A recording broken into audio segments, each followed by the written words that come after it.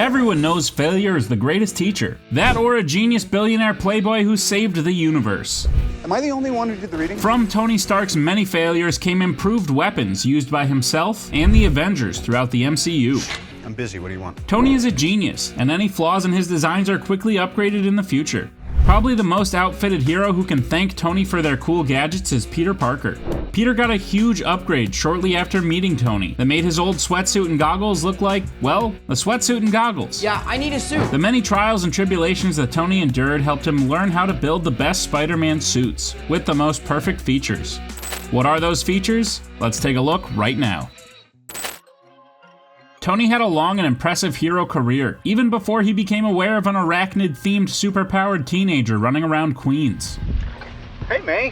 One of his greatest moments was the first time he helped save the world.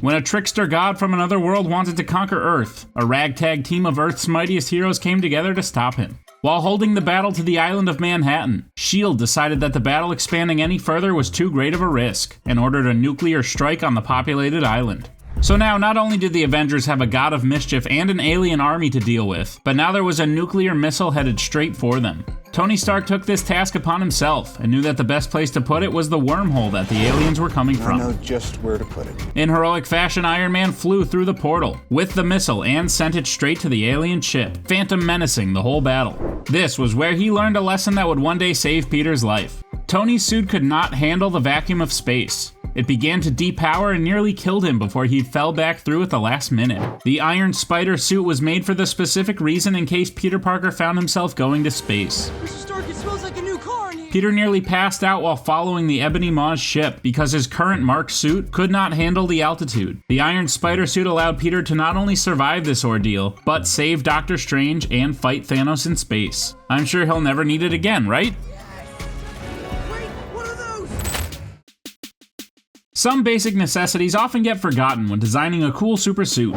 One of those necessities is the attempt to keep warm. And I just don't think it looks as cool if Iron Man or Spider-Man are wearing a hand-knitted sweater while fighting crime. That's right. In Iron Man 3, Tony had to learn a lot about who he is and what he is capable of without the suit. Aldrich Killian's men began an assault on his Malibu mansion, forcing him into the water below and nearly drowning. After being saved by Jarvis, he was taken to Rose Hill, Tennessee in an unconscious state. His power nearly drained in a prototype suit, Tony crash-landed in a winter not-so-wonderland. Soaking wet and dressed for California weather. One of the most amazing things about this movie is how Tony didn't die of hypothermia in the middle of the forest in Tennessee. This simple basic necessity that was missing from his suit made him sure to put a heater in every suit going forward. Why? This included Peter. During Peter's first run-in with the Vulture, he was dropped from a very high altitude into a lake. Tangled in his chute, Spider-Man had to be saved by a remote-piloted Iron Man suit. Tony then revealed that Peter's suit included a heater to warm him up after being soaking wet. Including this heater. So see, even with all of Tony's sarcasm and lack of emotional connection, he didn't even want the kid he cared about to be cold. Tony's first attempt at building an Iron Man suit, All right, nice and easy. you know, not in a cave with a box of scraps, was a series of trials and lessons on how to build the perfect machine. Check. During his first test flight, which was really ambitious when you think about it, Tony tested every limit of his Mark II. His repulsors, his speed, and most importantly, given the battle that would come later, his altitude. Tony climbed as high as he could, until a significant buildup of ice shut his suit down. Tony then fell to Earth, desperately trying to clear the ice and reboot his suit. This was a near-death experience that taught Tony a lot. He even used this icing problem to help defeat Obadiah Stane in the climax of the first Iron Man film. Needless to say, when you're a superhero, whether you can fly or not, it's likely you'll find yourself up high at some point. Hawkeye had to jump off a building, and Steve fell out of a helicarrier. Spider-Man was dropped by the Vulture from a very high altitude, and the parachute Tony installed saved his life. Tony even put a parachute in the Iron Spider version of the armor, which he used to try and send Peter home to save him from the fight to come. Peter swings at the highest points in the city, and it's nice to know that he's safe in the event of a quick slip-up and subsequent hurtling towards Earth. Tony needs a lot of power to charge his inventions. Heck, he even had to create an entirely new power source twice in order to keep his inventions running. Tony several times has had to fight with his suits running out of power. Some call it a design flaw, and others call it convenient story beats to build tension. Tony's suit has been dangerously low on power in several fights. He nearly fell out of the sky running on emergency power fighting Obadiah Stane. His suit became completely useless and had to be charged by jumper cables in Iron Man 3. Eventually, Tony learned how to make suits that were self-charging. Sure, it made for less exciting final boss fights, but it was definitely a practical thing Tony would eventually figure out. Spider-Man suits are all technologically based, the ones made by Tony at least. Even the first one he makes for Civil War, that is form-fitting, still contains several technological upgrades that require power. Tony never wanted Peter to find himself in a situation where he needed to rely on a low-charged suit. It's the equivalent of a parent fearing that their first-time driving child will run out of gas on the highway. Tony has made all of Peter's suits self-charging so he never has to be in that sticky situation. Tony has taken several beatings over his years as a hero, just to name a few. Obadiah Stane, Ivan Vanko, Aldrich Killian, Savin, Ultron, Scarlet Witch, Loki, the Chitauri, Thor, Captain America, the Hulk, and 2 versions of Thanos. Wong, you're invited to my wedding.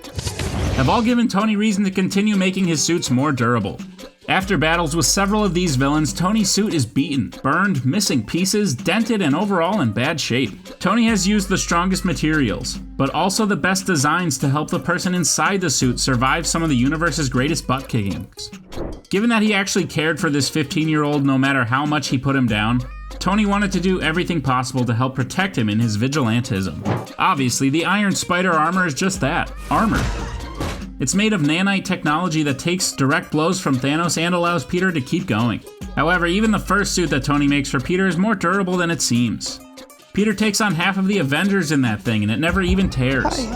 This suit is never truthfully damaged, until he switches back to the gym suit. The fabric likely helps absorb punches, and moves with Peter, showing how much Tony learned from all the scrap metal he left in his path. Tony's first lesson was one that would define him as a hero until his eventual death. On a fateful day in a Desert Army Fun V, Tony was attacked and kidnapped as part of a plot by his dad's friend to take over his company. You all know the story.